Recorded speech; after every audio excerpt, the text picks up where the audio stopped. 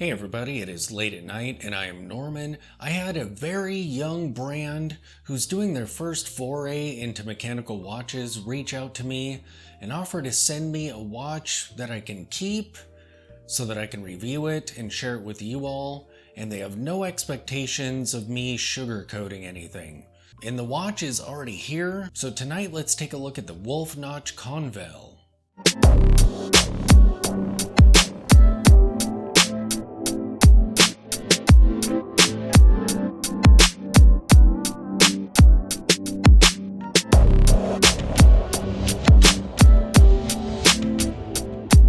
Alright, so here's the box that it arrived in. And Wolf Notch is an interesting brand name. Their logo is pretty cool. And interesting slogan. Stay hungry and take over. Take over the world. Alright, so slide this out. And there is the watch. There are no papers in here, but that's fine. I've already removed the stickers, so let's get this off of this pillow and take a closer look at it. Now, I am not a huge rose gold fan, but one thing that is fun about this watch is that colorway kind of reminds me of some of the transforming watches I had when I was little, because I think they were a similar gold tone. But my first impressions, this watch isn't terrible for a first foray into mechanical watches. The case design is pretty cool. Clearly harkens to some of the steel sports that are absolutely historic, like the Nautilus and whatnot. We have an embossed strap here. It's really wide at 22 millimeters. And this strap does require some breaking in. It's a bit stiff at first, but I imagine in time it'll get more comfortable. It doesn't feel like cardboard like you'll get with some Seikos, but it is pretty stiff at first. We have a rose gold buckle here with some branding on it. Looking at the case back, we have a display window here with some more branding. And it doesn't call out any water resistance or anything like that. It's just kind of sterile. And it's a screw down case back. The movement isn't terribly decorated, but it looks pretty nice. One thing that I find interesting is this rotor seems to be pretty stiff. You can see that it doesn't, you have to really kind of shake the watch to get it to move. So in the coming days, I'm thinking about doing an experiment. I'm going to put this watch on for a few days and just make sure that that rotor does keep it wound in just normal use without any special wrist shaking, because that seems to be kind of stiff to me. But we'll find out. I'll do a follow-up video and let you know how that goes. Looking at the sides of the watch. This is a pretty thick watch. You can really notice it here, where there's just all that space there. And it is a little bit distracting when you're wearing it, because it's just so thick and chunky.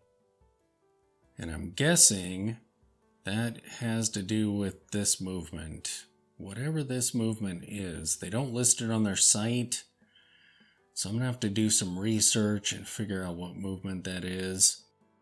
In the future, if they are able to source thinner movements, I feel like this watch would benefit quite a bit. Being able to slim this down, it would look so much better. Maybe at half this height or so would be brilliant. I do like the Nautilus type touches to it. Alright, so let's see what it's like to use this crown. Now when you're winding this is a very interesting movement. When you're winding it, let's see if you can hear this.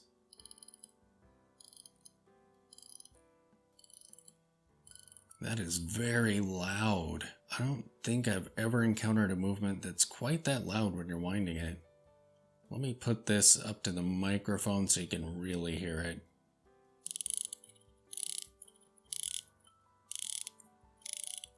Yep, that is so wild. Plus it's very clicky. A lot of times it's almost like more of a shh sound with just really small rapid clicks in there. These are like slower clicks and much more pronounced. It's very interesting. Yeah, that was kind of a surprise the first time I wound it. Alright, so let's pop this crown out. This is a no date watch.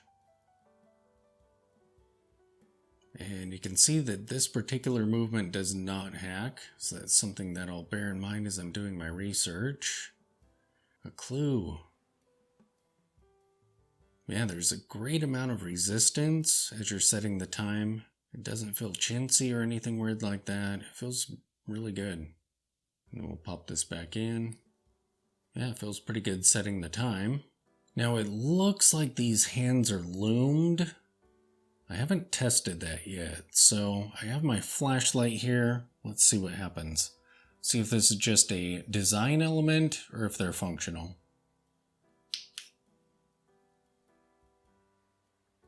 Let's go to a dark corner and see. Okay, so these are loomed. They aren't super luminova, but there's definitely some glowing happening there.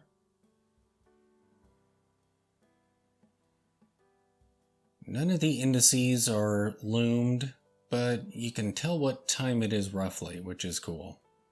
Alright, and looking at this bezel here, we have some brushing on top, and I don't know if it's intentional, but the brushing is kind of rough, as you can see. Here, the crystal is flat, and looking at the dial, we have applied markers in Roman numerals around the edge in rose gold. I like how the branding on this is very minimal. We just have the wolf head there. No text or anything like that. There are some interesting stenciled cutouts in the middle there. And it's skeletonized in between those. The hands are just nice, simple sword hands.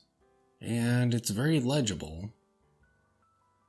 A lot of times in watches like this, the hands just kind of blend in. But with that loom on there in that bright color, it's pretty easy to read. I haven't put this on a time grapher yet to see how it's performing. I'll have to do that for sure. Alright, as for the specifications on this watch, the case size was kind of difficult to measure because of its shape, so I just went straight across. So it does include these guards and this kind of Nautilus style wing here. And the measurement I got was 42 millimeters. The case height is 13 millimeters. The lug to lug is 47 millimeters. The lug width is 22 millimeters. The crystal on this is a sapphire coated mineral crystal, kind of like Dan Henry does. The water resistance is 50 meters. And I'm not yet sure what movement is in this. Before I put this on the wrist, we'll get a close-up of this dial. It's cool that you can see the balance wheel going there. If a watch is skeletonized, that's always fun to see. The applied markers are done well. I like how the skeletonization is a little bit subtle because of the interruptions that the dial does there. Oh, and while we're zoomed in, look at the knurling on that crown. That's pretty cool. That looks like kind of marathon level knurling. Alright, so let me take off my jelly swatch and we'll see what it's like to wear this watch. And here is the Convel on my 7-inch wrist. You can kind of see how that thickness is a little distracting. But when you look at it head on, it doesn't look too bad. And it seems like it's sized pretty well. It doesn't wear large, even though on paper, it's 42 millimeters, but the size doesn't bother me, and I'm used to small watches, so it's just that thickness. That right there. Alright, so my thoughts on this watch. My critiques and/or advice to Wolf Notch. I think that this design is an awesome start. I think that if the thickness were brought down, it would look absolutely brilliant. And I feel like with these cutouts, personally, I would avoid cutouts that look like wheels, kind of like that. Just because I've seen that on like cheap Wish watches and stuff. Maybe some other shape that's not part of a watch movement would be good there. I do like the role that they serve in making the skeletonization nice and subtle. That I do like. And I feel like it would be good to offer this watch in different colorways. Like have this rose gold and then maybe a stainless steel one. So a silver. And if you wanted to, maybe a standard gold as well. But if you have rose gold and then a silver variant, I think that would be a great idea. I would love to see a thinner silver variant of this, maybe with something different going on with the dial.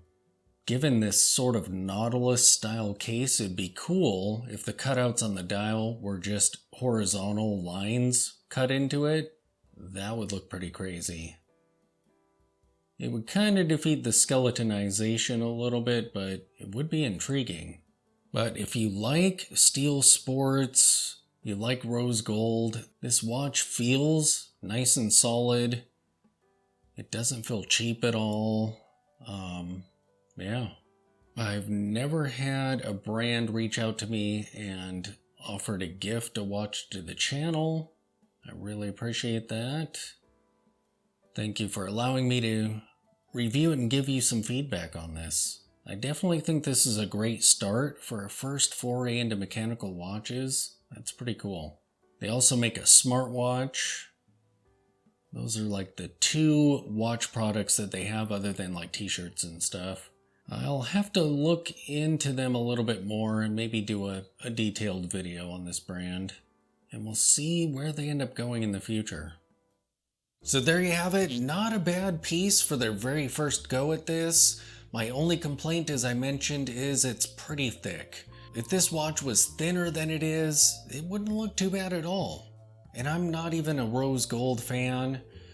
This generally isn't my style of watch, but it actually looks pretty cool, other than that thickness. So we'll see what they do in the future. I'll be keeping my eye on this brand. And thanks so much to Wolf Notch for gifting this watch to the channel. I really appreciate it. Thanks for watching.